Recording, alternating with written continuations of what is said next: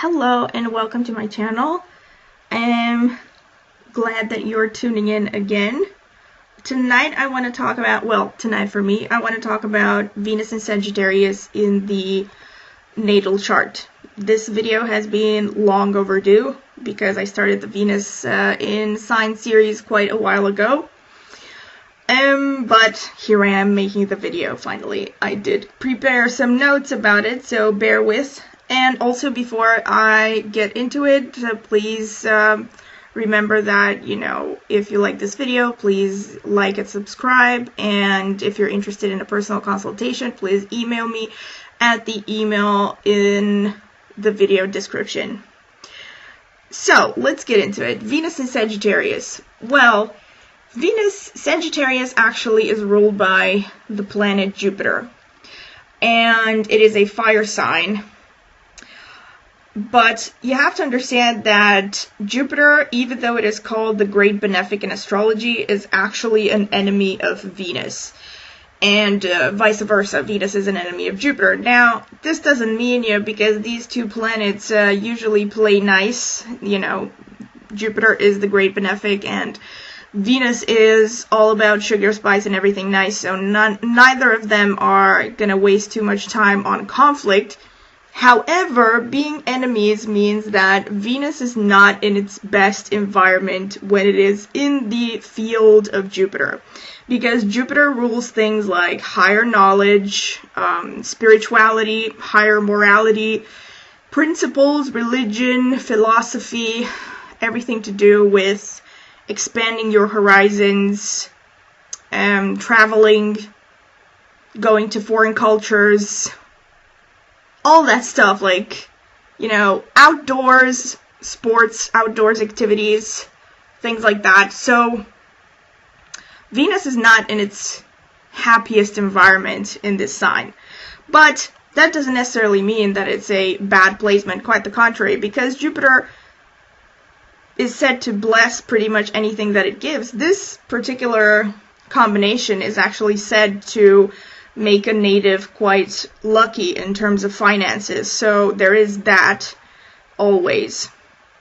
And, but there are other things as well. Like Venus rules things like sensuality and hedonism and the five senses and stuff like that. So a person who has this placement is gonna have their Venus energy pretty dried up, let's say. They're not gonna be particularly into Venus things. They're going to be more spiritually oriented, unless there is something to counterbalance that somewhere else in the chart.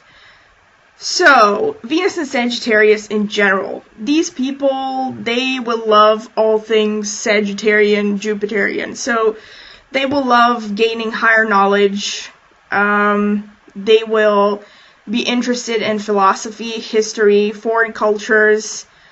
They will love to read travel books like, 7 Years in Tibet and Eat, Pray, Love. Those are definitely things that a Venus and Sagittarius person is going to love. They may experiment with different belief systems and different religions, particularly different from their own. They will be curious about everything to do with foreign cultures. And usually with this placement, you will see that they love to travel, but they especially love long-distance travel, like really far away places, because Gemini, for instance, also rules travel to some extent. But Gemini rules more like short distance, domestic within the same country kind of travel. Whereas Sagittarius is actually foreign lands. So, yeah. They will enjoy things like maybe keeping a travel blog, maybe reading travel blogs or podcasts or whatever. Any kind of travel journals in general. Even, 20,000 Leagues Under the Sea. Things like that, around the Earth in, how many days? I forgot.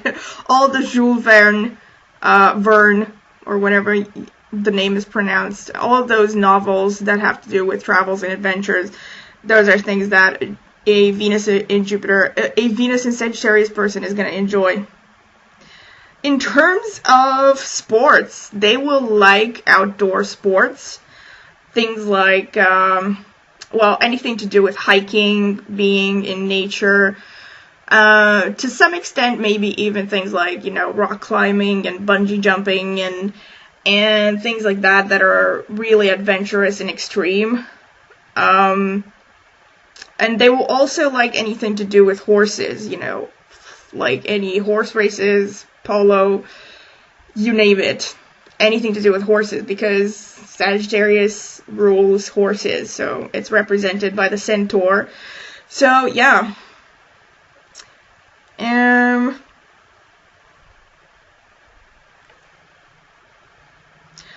Also, like I mentioned, they are very good with money. These people are going to be lucky with money even when they don't try. Like, they're going to be one of those people, those kinds of people that just pursue their interests and the things that they love, and the money will just come to them naturally without having to particularly focus on making money. Unless there are, like, other stronger influences, like if a person has a strong Saturn influence, it's going to counterbalance that, because Saturn is going to make you work for everything that you have. So if you have Venus conjunct Saturn in Sagittarius, that might not be true. You might still have to work really hard for your money.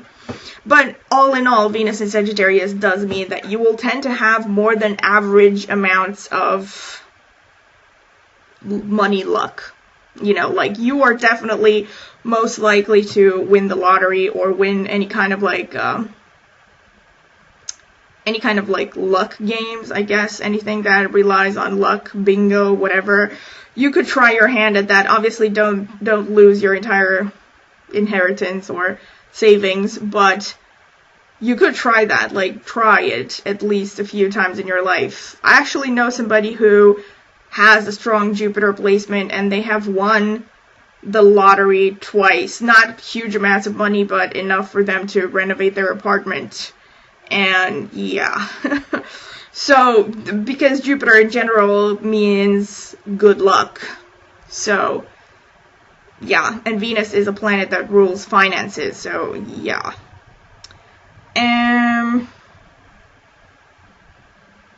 Especially if you have Venus conjunct Jupiter in Sagittarius, you're very likely to win the lottery. Right. Let's see, what else do I have here?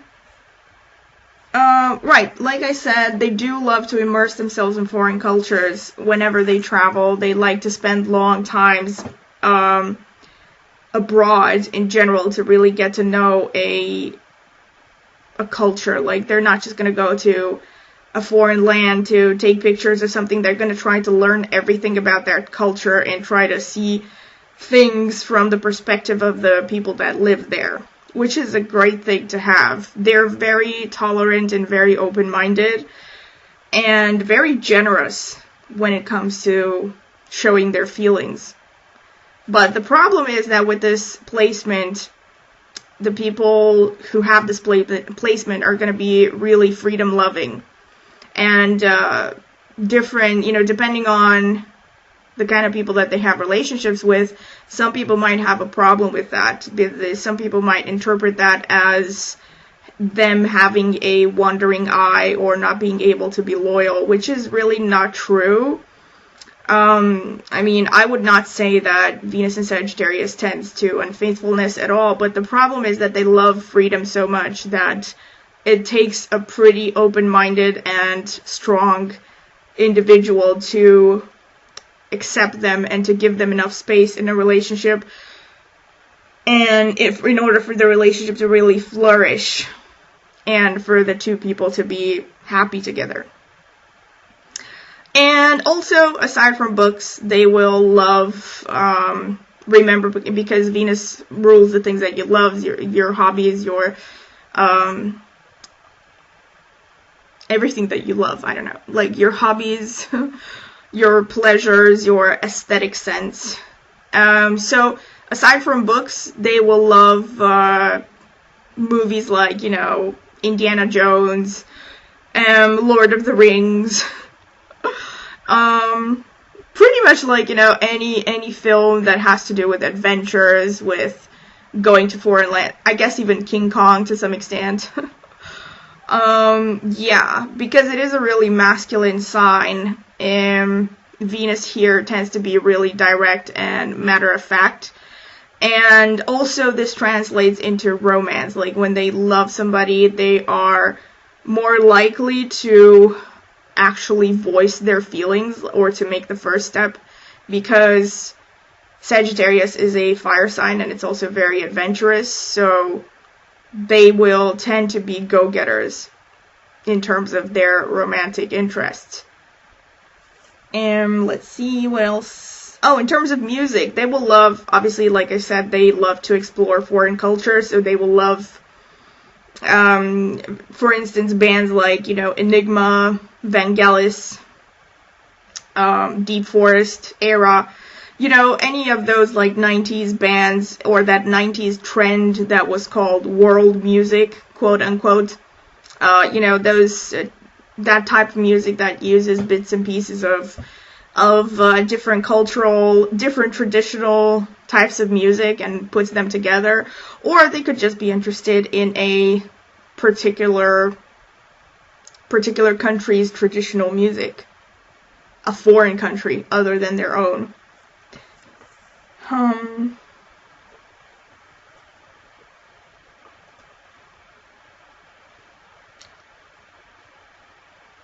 In terms of traveling, like they will love traveling so much that these people are actually very likely to even travel alone. They will, like, much like in the Eat, Pray, Love scenario, they will see traveling as a spiritual experience of, you know, getting to know yourself inwardly, you know, finding yourself again, or, you know, in a new place where nobody knows you, exploring the surroundings and all that stuff. So they will have a very philosophical outlook on everything in general, but on travel in particular. Like, they will love traveling so much that they're actually quite likely to go traveling alone.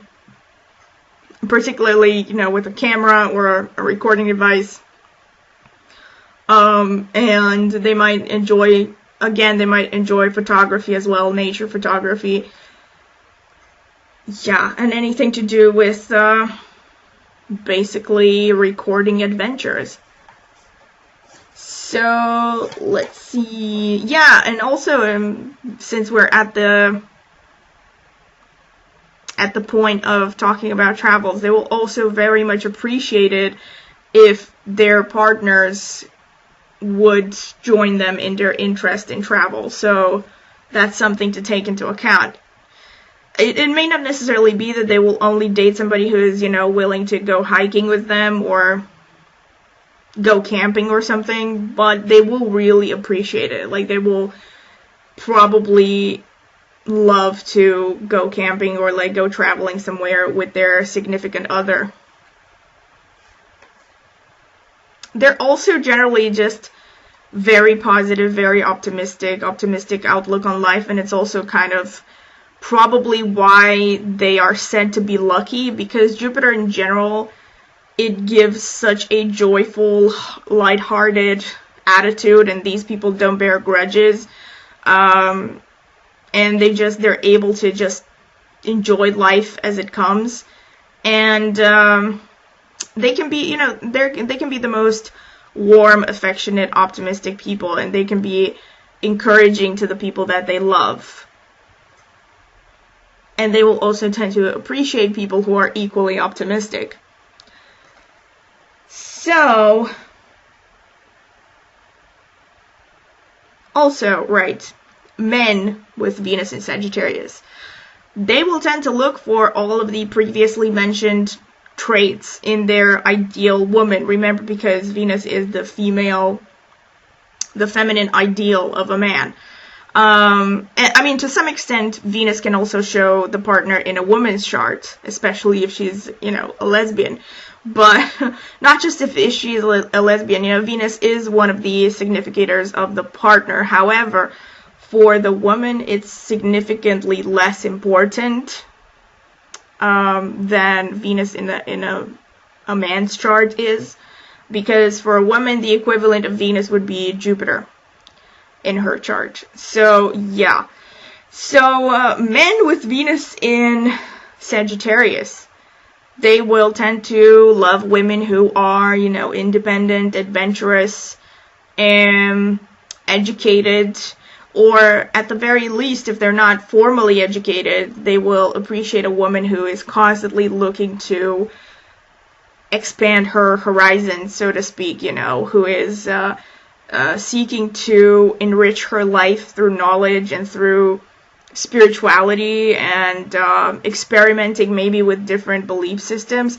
Also, if these people are in a organized religion will be very important to them. Like if they say that they belong to a particular religion, they will most likely expect their partner to submit to that religious belief, or to have the same belief system.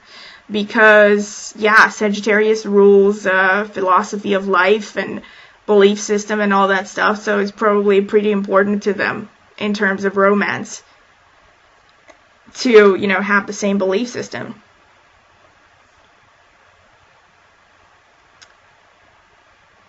Also, they might be attracted to women who, for instance, work as lawyers, lawmakers, teachers, or anything to do with, like, law. You know, women who are open-minded, who have high ideals, high morals, you know, all the things ruled by Jupiter. So they will appreciate a woman with a strong sense of justice, but also somebody who is not a bigot, anything but a bigot. Because Jupiter is about inclusion and tolerance and being open-minded and all that stuff. And it's about sense of justice. So they might be attracted to a woman who is somehow involved with the justice system. In terms of physical appearance, they will tend to like women who are, first of all, a little bit on the tall side, because Jupiter is one of those planets that creates a tall physique. So they will like women who are, you know, a little bit on the tall side, athletic, outdoorsy, not wearing too much makeup, ideally not wearing any makeup, unless it's, you know, Venus is being aspected by the sun in the chart, or other planets, let's say, maybe Rahu or something. Then a person like that, a man like that, will want more makeup, and a woman who, let's say, really puts some effort into cultivating her physical beauty. But if there is nothing else, if it's just Venus and Sagittarius, especially if it's also aspected by Mars or Saturn, these men will like the typical no frills kind of woman, you know, who doesn't spend too much time putting on makeup or anything like that. They will see it as a waste of time, and they will see it as pretty shallow, you know. So here are some examples. Let's get into examples. Gaspard Ulliel, I don't know if you know this one. You must know this one. He played the young Hannibal in Hannibal Rising. He's this really cute French actor who happens to have Venus conjunct Jupiter conjunct Moon in Sagittarius. So what does this show you? Like, Venus conjunct Jupiter conjunct Moon in Sagittarius shows that he likes a typical traditional woman, because Venus is conjunct Moon, so he likes a woman who is nurturing and somewhat of a homebody, and very feminine and imaginative and creative and sensitive and all that stuff, everything that is represented by the moon, while at the same time wanting a woman, all of those things to also mix with the qualities of Sagittarius. So somebody who is independent and quite passionate and fiery and direct and all that stuff. And also conjunct Mercury. So also, he will like a woman who is intellectual and good at using her speaking abilities and her ideas. All of this in the 10th house shows that he will most likely meet his partners in career-related events or through his profession somehow. Which is kind of funny because I do remember I read some article about him, and I think his first wife was, or no, not him. No, but I don't know if his wives were of a foreign culture. I was thinking about the connection between Jupiter and foreign culture. But Jupiter in the traditional text is not necessarily gonna show like a foreign partner. That's more shown by Rahu. So Rahu aspecting Venus would show that you tend to basically get involved with people from foreign origins. Venus, right. Burt Reynolds, another example, has Venus conjunct Rahu, because I was talking about Rahu. Oh, right, he's the one. So he had Venus conjunct Rahu in Sagittarius in the 8th house. And why do I stress this out? Because I don't know if you remember, I did mention this in a previous video. I think it was the one about how to read Rahu. I'm not sure, it doesn't matter.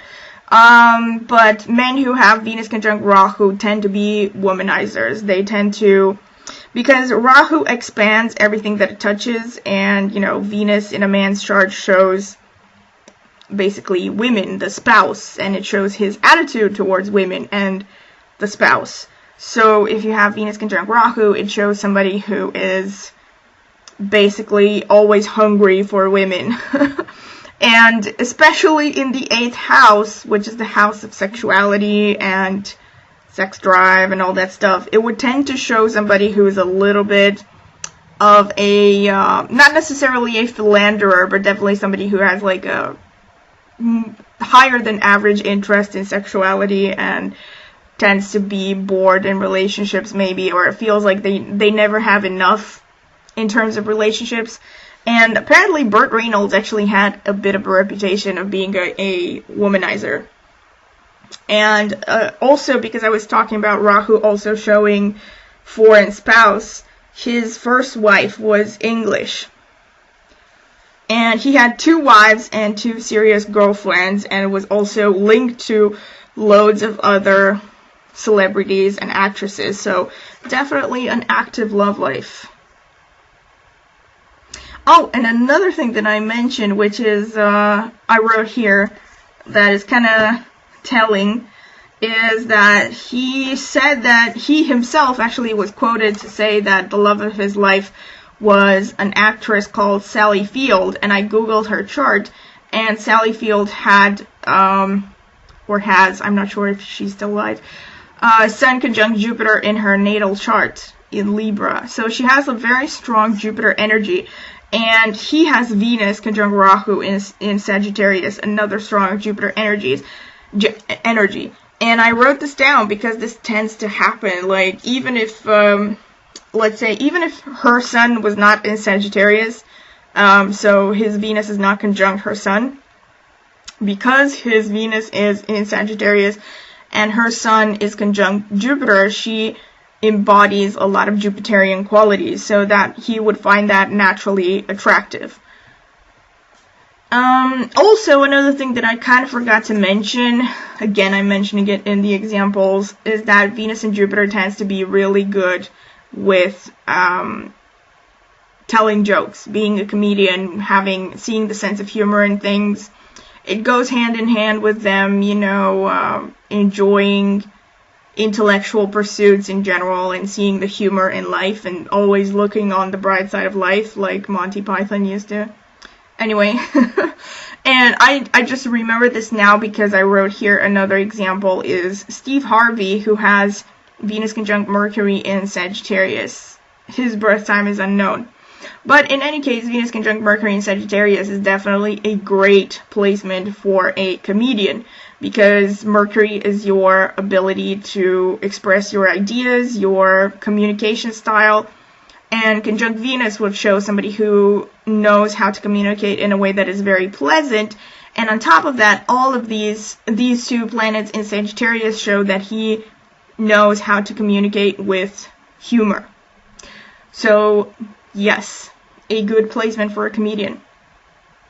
Another example, William Blake, who was a famous British poet and painter and visionary, had Venus in Sagittarius in the 6th house, which is telling again, because the 6th house actually shows your daily routines and your everyday work, basically, and Venus is art. So this is a very good placement for an artist, Venus in the 6th house. And the fact that his Venus was in Sagittarius, I guess it used to show through the fact that he was very much a visionary and very, let's just say, not your average painter. Like, he was somebody who was a bit more philosophical and more looking at the big picture and the meaning of life and all that stuff. Another example, Neil Diamond, Moon conjunct Venus in Sagittarius in the 4th house. Very, very artistic placement, as you would expect. Neil Diamond is a singer, if you don't know.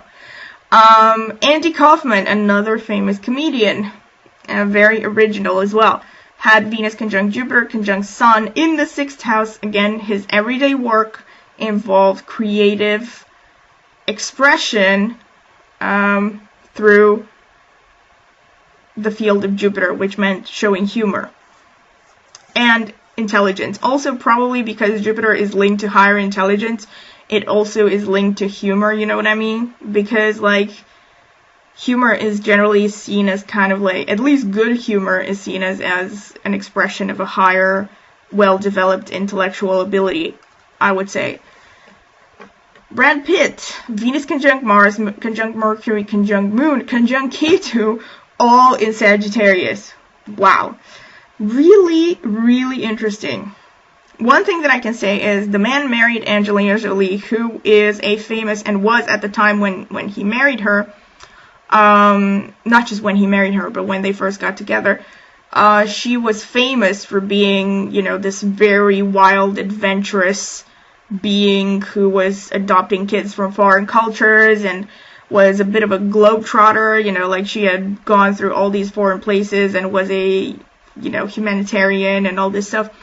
And, would definitely suit his taste because his Venus being in Sagittarius, he would, and not just that, but conjunct Mars, conjunct Mercury, conjunct Moon, conjunct Ketu. It shows that he will like a woman who is adventurous and passionate and also smart and imaginative and sensitive, and also spiritually inclined. Ketu in Sagittarius, that's a very spiritual placement. But it also shows that he himself is like that, so yeah. And also, here is just a short list of famous people who have Ascendant in Sagittarius. And I like to add the examples of people who have Ascendant in this sign just to give people who have Venus in that sign. So like in this case, people who have Venus in Sagittarius, if you look at some examples of people who are Ascendant in Sagittarius, you might get an impression of the kind of people that you find appealing. And especially aesthetically appealing as well, because the Ascendant shows your physical appearance. So, examples. Nolwenn Leroy. You probably don't know this one. She's a famous French singer from Britain, from Britannia. I don't know what it's called. The region of like northwestern France. She's a very famous singer who, she's really pretty. Also has Ketu in the 1st house. She has Ascendant in Sagittarius.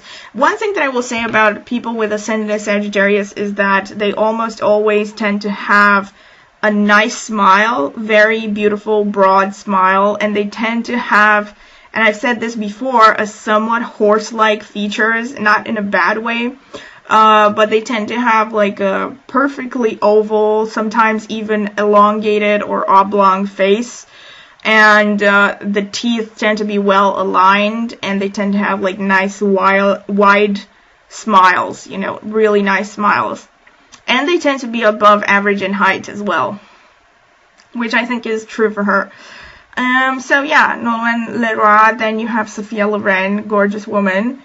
Gisele Bündchen, Paul Newman, Anthony Hopkins, Lenny Kravitz, Meg Ryan, Daniel Day-Lewis. Just some examples that I wrote down. Obviously, like, there are plenty of other examples. Like, you can just, one of the ways, like, some people have asked me before, like, in some videos, how do you come up with these examples?